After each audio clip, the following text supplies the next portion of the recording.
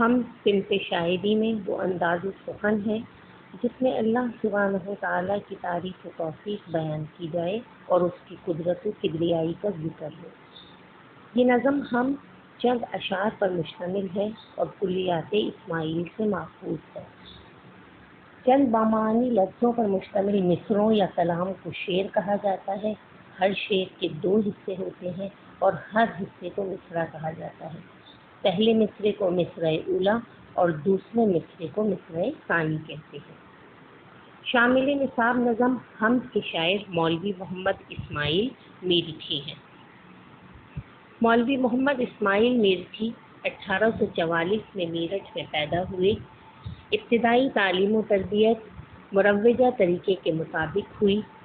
16 سال کی عمر میں معلمی کا پیشہ اختیار کیا اور عمر بھر تعلیم و تدریس ان کا مشغلہ رہا۔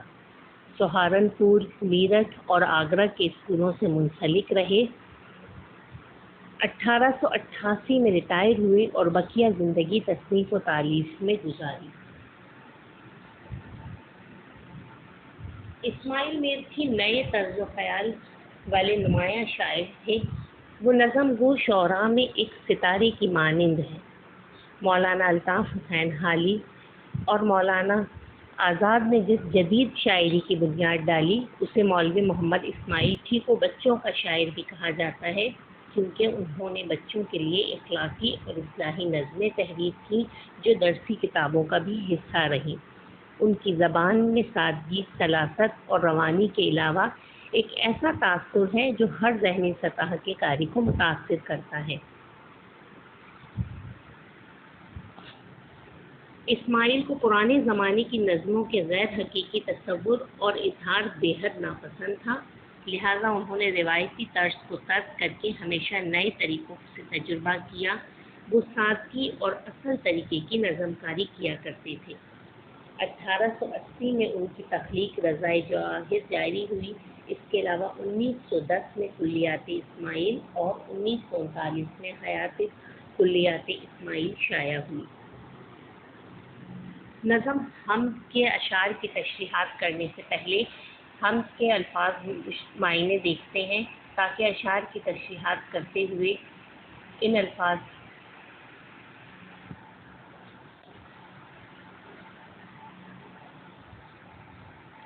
کی بدست سے تشریح میں آسانی۔ پہلا لفظ آئین ایجاد۔ آئین ایجاد کہتے ہیں کسی چیز کے بننے کا اصول یا کسی چیز کی تخلیق کا قاعدہ۔ بن تیل، بغیر تیل کے، باہم، آپس میں، بیشی کمی، کسی چیز میں اضافہ یا کسی چیز کی کمی۔ تصور، دھیان کو کہتے ہیں یا خیال کو۔ تقدیر، قدرت کے اصول یا قسمت۔ سکت سے مراد ہے طاقت، ہمت۔ عالم، دنیا۔ کلیات، کل کی جمع۔ کھپت، استعمال میں آ جانا۔ کھیل، معمولی کام، آسان کام جو بآسانی ہو جائے۔ کشش باہمی، آپس میں جوڑے رکھنے کی طاقت، جسے آپ کشش ثقل بھی کہہ سکتے ہیں۔ مجال، ہمت۔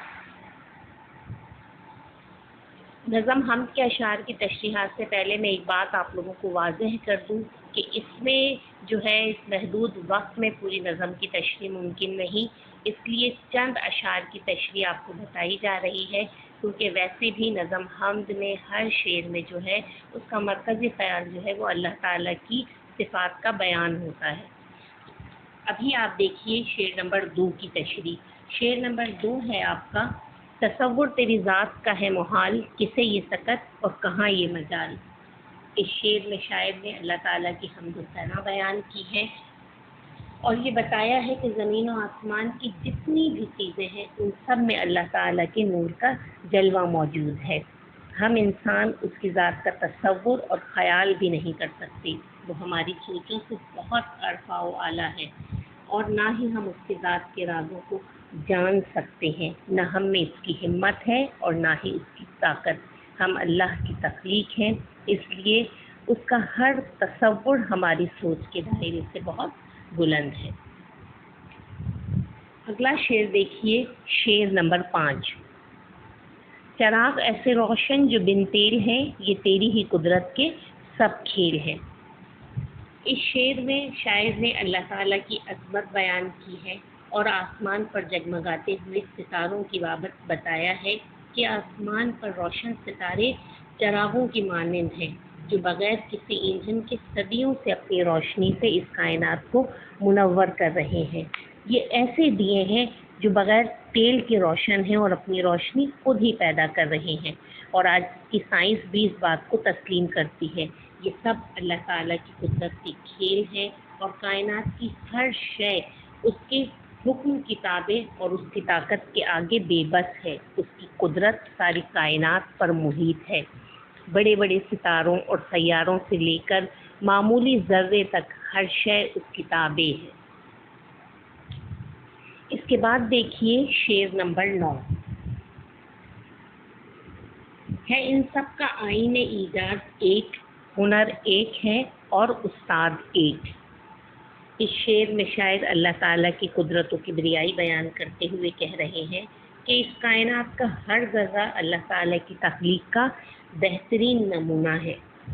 ساری کائنات اور اس کے اندر موجود تمام اشیاء کی تخلیق کا اصول بھی ایک ہے، اور یہ صرف اور صرف ذات پاک کا، ہمارے رب کا کمال ہے جو واحد و یکتا ہے۔ وہی اس ساری کائنات کا اور اس کے اندر موجود ہر چیز کا خالق اور اس کو چلانے والا، اس کو پالنے والا ہے۔ اللہ تعالیٰ کی ذات ان چیزوں کی تخلیق سے پہلے بھی موجود تھی اور ان کے ختم ہو جانے کے بعد بھی وہ موجود رہے گی۔ یہ ہمارا عقیدہ اور ایمان ہے۔ وہ جب چاہے گا لمحے بھر میں یہ تمام چیزیں جو ہے ختم بھی کر دے گا، لیکن اللہ تعالیٰ کی ذات ہمیشہ قائم رہے گی۔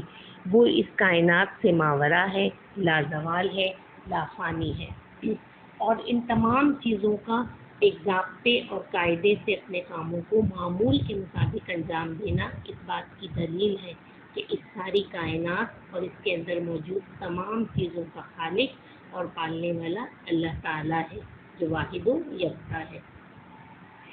اس پوری نظم کا مرکزی خیال ہم اس طرح سے بیان کر سکتے ہیں کہ نظم حمد میں شاعر نے اللہ تعالیٰ کی تعریف و توصیف بیان کی ہے اور یہ بتایا ہے کہ زمین و آسمان کی تمام چیزوں میں نور الہی جلوہ گر ہے، موجود ہے، اور اس کائنات کا ایک مضبوط نظام اس بات کی دلیل ہے کہ تمام چیزوں کو ایک ضابطے اور قاعدے سے انجام دینے میں ایک ذات واحد کا عمل دخل ہے۔ اس نے آسمان جیسی چھت اور چمکتے ہوئے تارے بنائے جو اسی کے حکم کے تابع تقدیر سے بندھے ہوئے ہیں۔ اگر اللہ نہ ہوتا تو کچھ نہ ہوتا، اس کا تصور کرنے کی ہم میں ہمت نہیں ہے، اور تمام چیزوں کے بننے کا ایک ہی اصول ہے اور ان کے بنانا والا بھی ایک ہی ہے۔ یہ جہاں اس کی قدرت و عظمت کا بے مثال شاہکار ہے۔ وہ مختار کل ہے، ہمیشہ سے ہے، ہمیشہ تک رہے گا۔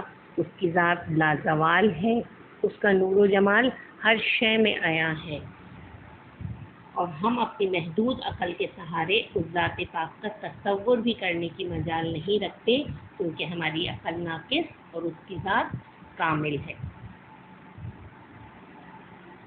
مرکزی خیال کے بعد حصہ مشق میں آپ دیکھیں، یہاں پر آپ کو جو حصہ مشق کے سوالات ہیں ان کے جو ہے وہ اہم نکات کی شکل میں جو ہے ان کی وضاحت کی گئی ہے۔ پورے سوال کا جواب نہیں دیا گیا۔ سوال نمبر 1 آپ دیکھیے کہ نظم میں چھت سے کیا چیز مراد ہے۔ تو سوال نمبر 1 کا جو جز الف ہے اس کا جواب یہ ہے کہ چھت سے مراد ہمارے سروں پر سایہ پگن نیلا آسمان ہے جو بغیر کسی ستونوں کے صدیوں سے اسی طرح قائم و دائم ہے۔ جز بے دیکھیے کہ شاعر نے زنجیر کسے کہا ہے۔ اب آپ کا یہ شعر ہے اس میں کہ یہ قائم ہے تیری ہی تقدیر سے، بندھے ہیں باہم سخت زنجیر سے۔ تو اس سے مراد یہ ہے کہ کائنات کی جتنی اشیاء بھی جو ہے، اس کائنات کا جو پورا نظام ہے وہ ایک باہمی کشش اور یا کشش ثقل کی وجہ سے قائم و دائم ہے۔ ہر چیز جو ہے آپس میں ایک کشش کے ساتھ جڑی ہوئی ہے، جس کی وجہ سے کوئی چیز بھی اپنے دائرے سے باہر نہیں آتی۔ اسی چیز کو شاعر نے اس نظم میں زنجیر کہا ہے، اور آج سائنس بھی اس چیز کو تسلیم کرتی ہے۔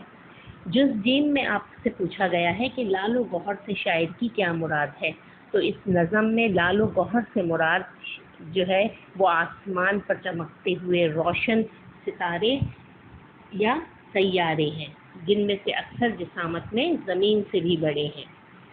اس کا جز دال دیکھیے کہ اللہ تعالیٰ کی قدرت کن باتوں سے ظاہر ہوتی ہے، تو ظاہر سی بات ہے کہ اس کائنات کا ہر ذرہ جو ہے اللہ تعالیٰ کی قدرت کا شاہکار ہے، اور اللہ تعالیٰ کی قدرت جو ہے وہ کائنات کے ہر ذرے سے عیاں ہے، چاہے وہ بادل ہوں، پھول ہوں، پرندے ہوں، جانور ہوں، انسان ہوں، غرضی کے ہر چیز جو ہے اس میں اللہ تعالیٰ کی قدرت نظر آتی ہے۔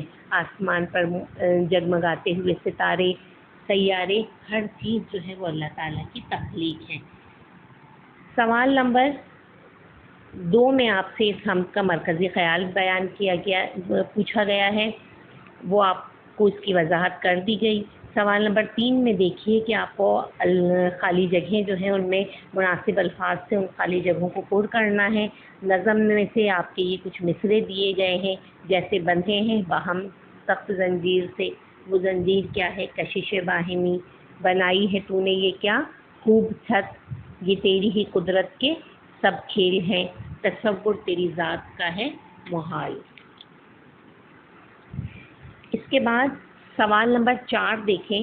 سوال نمبر 4 میں آپ سے پوچھا گیا ہے کہ اس حمد میں کل کتنے مصرے اور کتنے شعر ہیں۔ تو شروع میں آپ کو وضاحت کی گئی تھی اس بات کی کہ شعر کا کی جو پہلی لائن ہوتی ہے وہ مصرع کہلاتی ہے، اور 2 مصرے مل کر جو ہے وہ ایک شعر بناتے ہیں۔